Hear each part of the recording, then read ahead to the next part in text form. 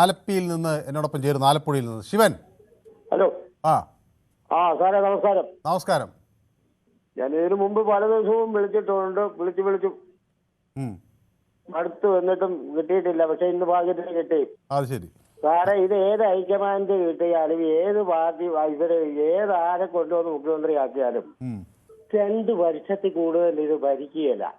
നമുക്കറിയാം, ലോകത്ത് നടന്ന ഈ ഇന്ത്യ മഹാരാജ്യത്ത് നടന്ന ഏറ്റവും വലിയ തോന്നിവാസമായിരുന്നു അടിയന്തരാവസ്ഥ. അത് കഴിഞ്ഞിട്ട് ഈ അടിയന്തരാവസ്ഥ കഴിഞ്ഞിട്ടും കേരളത്തിലെ ജനങ്ങൾ ഇവിടുത്തെ കോൺഗ്രസിന് അധികാരം കൊടുത്തു.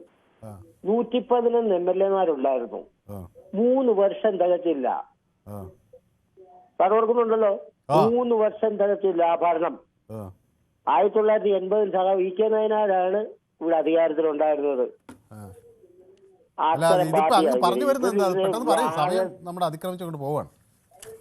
ഇവരാകെ മൊത്തത്തിൽ ഇവർക്ക് ഓരോരുത്തരും അധികാരം വേണം. ഒരു 3 മുഖ്യമന്ത്രിമാരെ ഒരേ സമയം ഇവിടെ അവരോധിക്കാൻ ഒക്കുമായിരുന്നെങ്കിൽ ഇവിടെ ഈ ഭരണം നന്നാകുമായിരുന്നു.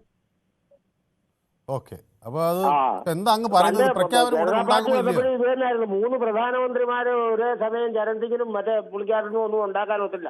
അതുകൊണ്ടാവും പൊളിഞ്ഞു പോയത് എന്ന് പറഞ്ഞ കണക്ക് ഇതും പൊളിയും. 3 മുഖ്യമന്ത്രിമാരെ ഒരേ സമയം കണ്ടെത്താൻ ഒക്കുമായിരുന്നെങ്കിൽ ഇവിടെ നിൽക്കുമായിരുന്നു. ഇത് 2 കൊല്ലം കഴിയുമ്പോൾ തകരും. ശരി, വ്യക്തമാണ് താങ്കളുടെ അഭിപ്രായം.